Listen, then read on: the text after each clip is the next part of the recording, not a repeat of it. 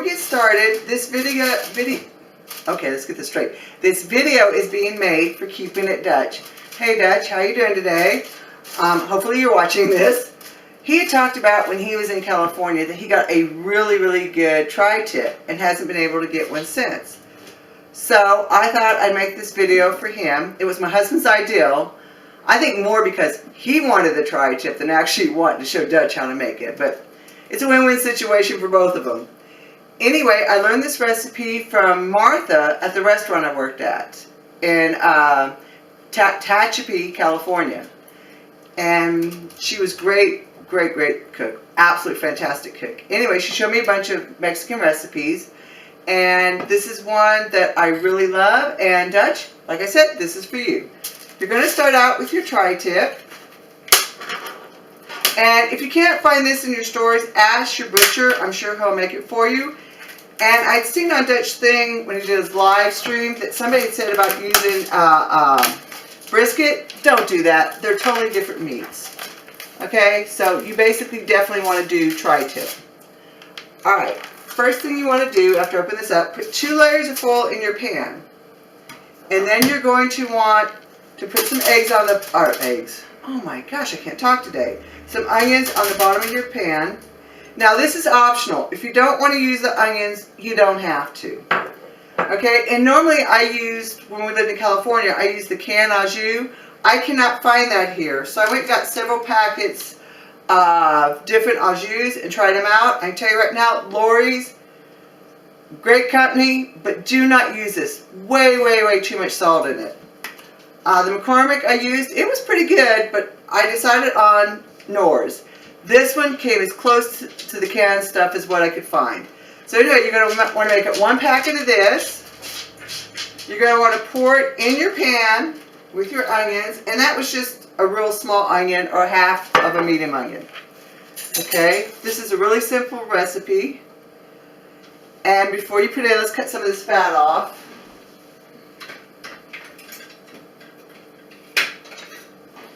Sorry about that. I didn't realize it was that fatty. You want some fat, but you don't want a lot. Okay, so I'm just going to cut a little bit of this off. Do not cut all of it off. If you do, your meat's going to be way too dry. You just basically want to get a little bit, see, I just got a little bit of excess here. That's all I'm taking off. I'm not going to take off a lot, just a little bit right here. Because that's where your flavor is going to come in and your moisture. Okay, so like I said, I'm just taking a little bit of it off. Okay, once you start getting the meat, you know to stop. Anyway, let's get this big piece right here, and then we'll be good to go. Okay, and you can see I left pretty much quite a bit of it on. But I just want to get some of them big hunks out. Like, I'm leaning this on here so you can see. See like that? Look how much fat's there. You really don't need all that. This looks like a lot, but it's basically meat underneath it, so I'm going to leave it alone. Okay, and we're going to put this fat side down. Okay, because you want all those juices to get in there. You're going to want, and this is also optional, but I do it, a little bit of garlic salt. Sorry, that's my dog's paws you're hearing. She smells meat. She's all over the kitchen. Make sure it's onion or garlic powder because you don't want the salt. Because like I said, this is really good, but it does have some salt in it. Okay, and I'll put a little bit of cracked ground pepper on it. It would have helped if I had everything here, guys, huh? Okay. And no salt. And that's all you need. This is really simple to make, but very delicious. Now, here's the secret to how they do it in California. I can't speak for anybody else, but this is how they do it. 2 pieces of foil on the bottom, put your meat in. 2 pieces of foil on the top. And then take your first one, let me get this out of the way, and fold it so you have no holes. Okay? In with your first bottom piece. Alright?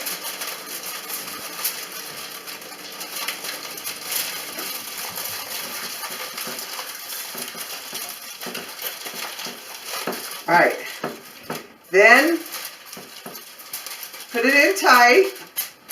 Not super tight, you know, make it a little snug. Then do that with your second piece. Okay? Get it all in there. Second piece you don't have to be as fussy about. There you go. And then all I'm going to do is take my knife and make one little hole for ventilation. Just one through the two foils.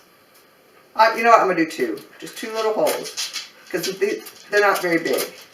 Because you want it to be able for the steam to get out, but not a lot of it. You want the pressure out, basically. Because what's going to happen is all that steam and stuff is going to come up, hit the meat, and go and juices. Because when the steam comes up, you're also losing moisture, and you're losing all that great flavor. So that's the reason for the foil. It's going to come up. You got vents for the pressure. The steam's going to hit the top of the foil, come back down on your meat. And all that flavor is going to stay in your meat. You're going to want to cook this on 350 for an hour and a half, and then we'll go on to the next step. And there you go. Okay, after an hour and a half or 2 hours, depending on your stove, you're going to want to cut it up like this and put it back in the pan, cover your foil back up over it, put it back in your oven another hour to an hour and a half. Or actually, the way this is going, I would say 45 minutes, and it'll be really good, and we can just shred it up. Put it back in the juice, just like you did before, and cover it up with the foil. Another thing, if you're using heavy-duty foil, you don't need to use two pieces. I didn't have any heavy-duty foil. But anyway, I'm going to stick this back in the pan with the juices, cover it, seal the foil back up, stick it back in the oven for another 45 minutes, and we'll see the finished project. That pan is hot. I want to show you real quick I don't know if you can see it or not, all the beautiful juice that's in the pan. Your meat's going to be sitting in that, soaking all that up. It's going to be really good when it's done. Anyway, I'll put it back in the oven now.